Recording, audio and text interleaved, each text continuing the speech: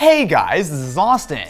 We are almost halfway through 2018, which means that flagship phones are coming. And to start out this new wave, we have the brand new OnePlus 6. So in a world of $1,000 flagships, the idea that you can pick up a phone like the OnePlus 6 for starting at $530 means that you're really getting a lot of those same specs, a lot of those same features, but at a much lower price. But as always, the question is it worth it? So what we have here is the mid-spec model. So not only is this going to have 8 GB of RAM, but it's also going to have 128 gigs of storage.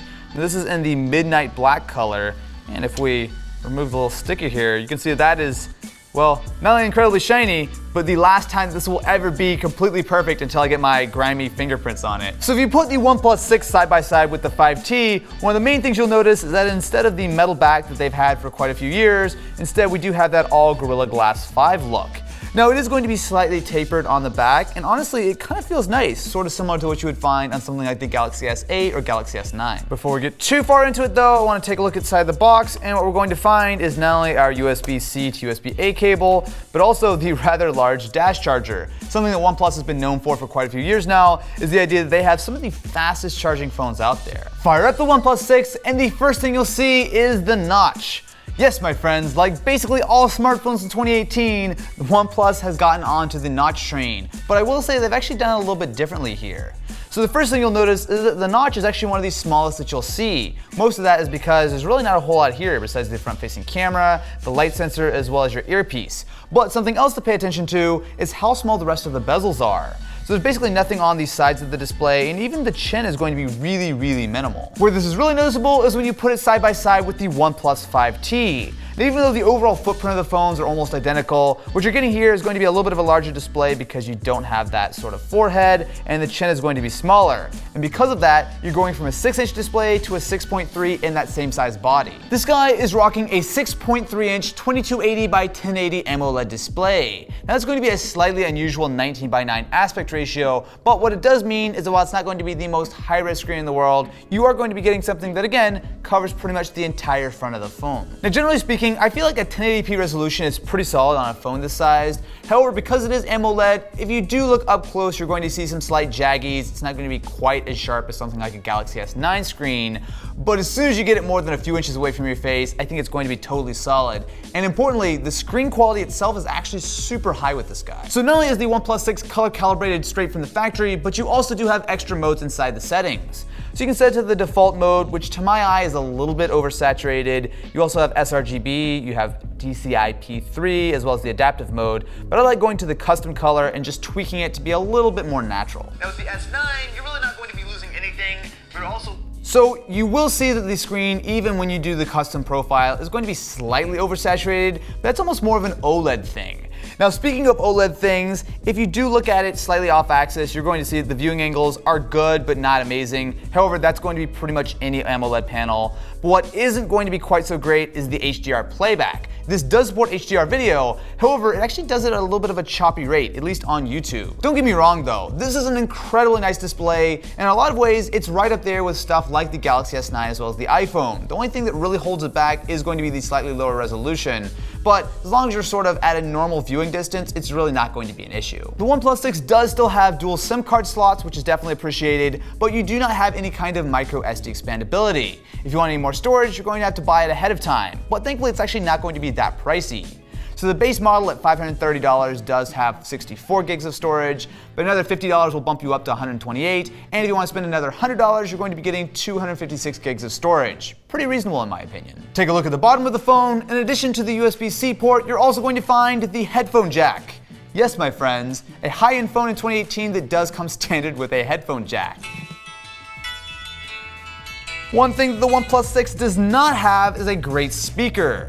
So like the previous models, there's only going to be a single mono speaker that fires down. It's going to be reasonably loud, but it would be really nice to join the rest of the high-end flagships by adding a front-firing speaker up top that doubles as your speaker grill thing, whatever they call it, headset. What? I always forget what it's called. The stupid earpiece. Now because we do have a glass back, the phone is fairly slippery, but there's actually going to be a fairly hard chamfer on the side, which does kind of give you a little bit of grip. And something else that OnePlus really nailed are the buttons. This is not something I talk about very often because, well, For the most part, a button is a button, but not only are they going to be pretty raised up, they're not going to be flush at all, but they're nicely spaced and they actually feel really good. There's this nice tactile click, and especially with the volume rockers and as well as the little OnePlus slider that will turn on and off the mute or the vibrate switch, everything feels really solid. They did a good job here. The fingerprint sensor around back works just as you would expect, so it is going to be right below the camera bump, which is a little bit large on the phone, but just kind of helps you find the fingerprint sensor. And on top of that, this does also have an upgraded version of Face Unlock. Now, it's not going to be as secure as something like the iPhone 10, but it does work pretty well. So I kind of hold it up here and hit the button, pretty much immediately unlocks as if I didn't even have a passcode. Maybe not the most secure thing in the world, but it is definitely fast. This is the first time that OnePlus has gone with an all-glass construction for one of their phones, and it does look pretty nice and allow them to do multiple colors. The midnight black is interesting looking, even though it is going to be super fingerprinty. However, there are going to be some interesting trade-offs. So yes, it feels nice in the hand, especially because it is going to be curved on back, but it's not really going to be all that unique. It's very common for flagship phones and even some budget options to go with a glass construction in 2018. Now, the trade-off when you go with glass, even with something high-end like this Gorilla Glass 5, is that you're going to be losing some durability. Now, of course, you can get sort of micro scratches and stuff, but that can kind of happen on any phone. But the real worry is if you drop it, you could totally shatter not only the front, but also the back of the phone. The worst part is you're really not going to be getting anything besides the aesthetics. So while a metal phone generally will not allow you to wireless charge because the metal will interfere, most of the time a glass phone will. However, for some odd reason, OnePlus decided to opt out of adding any kind of wireless charging capability to the OnePlus 6. Sure, it's got the super fast dash charging, and honestly, I end up using sort of normal wired charging a lot more than wireless anyway, but it would be really nice to have that option, especially considering that it's not even that expensive. It's kind of weird that they didn't include it. Now, there is going to be some waterproofing inside the phone. However, OnePlus did not opt to do any kind of IP67 or IP68 rating. Basically what that means is that it actually might not be that far off from something like an iPhone or Galaxy as far as being waterproof, but if you actually get it wet and kill it, it's not going to be warranty supported, so you're on your own on that one. There are some other nice features, including a full RGB notification light, as well as an ambient display mode. So like something like the Pixel or the Galaxy S9, you can see at a quick glance your notifications and the time and date. However, unlike those phones, it's not going to be always on. You're going to either have to tap the display or actually raise it up for it to trigger. Inside, you're going to find full flagship level specs. So it's going to be rocking a Snapdragon 845 processor with 8 cores, as well as either 6 or 8 GB of RAM depending on which model you pick up. Now in the Android space, that's about as good as it gets. It's right on par with something like the Galaxy S9, and if you look at it side by side with other phones like the iPhone as well as the OnePlus 5T, it does do a pretty solid job. The performance, generally speaking, is very good, exactly like you would expect with this level of specs. So the UI is going to be nice and smooth. One of the nice things is that with that kind of level of performance, you are going to be future-proof to some degree. Especially with these kind of graphics, a lot of games in the future should run pretty well on the OnePlus 6. The OnePlus 6 is running Android 8.1 Oreo with Oxygen OS on top. Now it's going to be a fairly light skin, so generally speaking OnePlus doesn't add a lot of bloat and they add actually legitimately useful features, and one of which has to do with the notch. Now if for some reason you hate the look of a notch, you can actually turn it off in the settings. So all you need to do is go into the notch display option and hit hide the notch area, and what that will mean is that any kind of app cannot actually take advantage of that top area. Although thankfully you are still going to be able to use stuff like your status bar and everything that's going to be tucked up in the corner. There's also going to be a built-in reading mode. So you can turn this on for the entire OS or just for specific apps, but once you turn it on, it turns everything full grayscale and it warms up the display just a little bit. It kind of looks like you're reading off of a newspaper. Now, this is going to be a little bit of a niche option, but especially if you're sitting in bed late at night and you don't want to sort of sear your eyes with super bright colors, it actually is pretty calming, although you probably want to use this for text and not video. There's not a lot to complain about with the software on this guy. Sure, you're not going to be getting Android updates quite as fast as on a Pixel, but OnePlus does have a good track record for keeping things up to date in a reasonable sort of time frame, and on top of that, you're also going to be getting a pretty bloat-free experience. As far as the cameras go, while on paper it looks very similar, the OnePlus 6 has seen some major upgrades.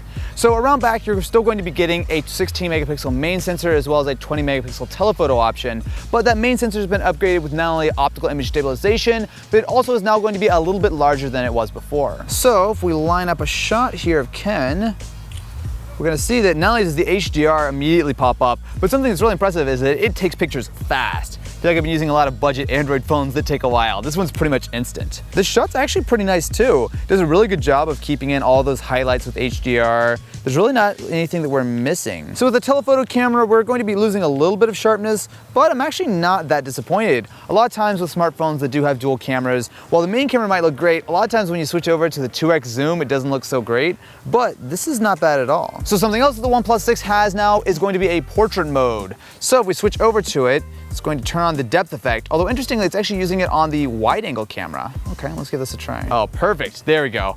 A wonderful shot of lots of hearts behind Ken. That's a special one right there. If we look at the standard portrait mode though, what we're getting here is something that looks okay, but you know, it's not really that great. First of all, I like it when a portrait mode will use the telephoto camera. It's a little bit more of a compressed focal length, I guess would be the correct phrase. But this, man, the edges are all just blurry. Nah, this is not great. Get some good light, and you can actually get a ton of detail out of these photos. If you look up close to the little fibers on the leaf, they're super clear and super crispy. Something else I'm really appreciating with shooting with this camera is that there's very little latency when it comes to taking a shot, or especially when it comes to viewing your images. Everything is pretty much instant. So if you want to take a couple shots, quickly make sure you got the thing and then move on right back into the camera, there's really no lag. We're also going to be getting some pretty decent slow motion options. So the OnePlus 6 will shoot up to 4K at 60 frames per second, and when you slow that down, it looks pretty nice. But if you really want some proper slow motion, you're going to be getting either 720p at 480, or my personal favorite is 1080p at 240 frames per second. You're still getting decent quality, but it's going to slow down and still give you that cool look. I mean, this is cool, right? Switching up cameras for a second, this is what 4K video looks like on the OnePlus 6. Now importantly, we do have that optical image stabilization, which especially when you're shooting 4K is super helpful, but it's pretty much useful for any kind of smartphone video. So you guys can see as we move around a little bit, it should be reasonably smooth. So is the OnePlus 6 worth it? At a little bit over $500, you're getting the entire flagship experience. Now yes, there are going to be a couple things missing, such as the lack of wireless charging, but you consider that this is going to cost a lot less than a lot of other flagships that perform very, very similarly. It's kind of hard to argue that this is not the definition of being worth it.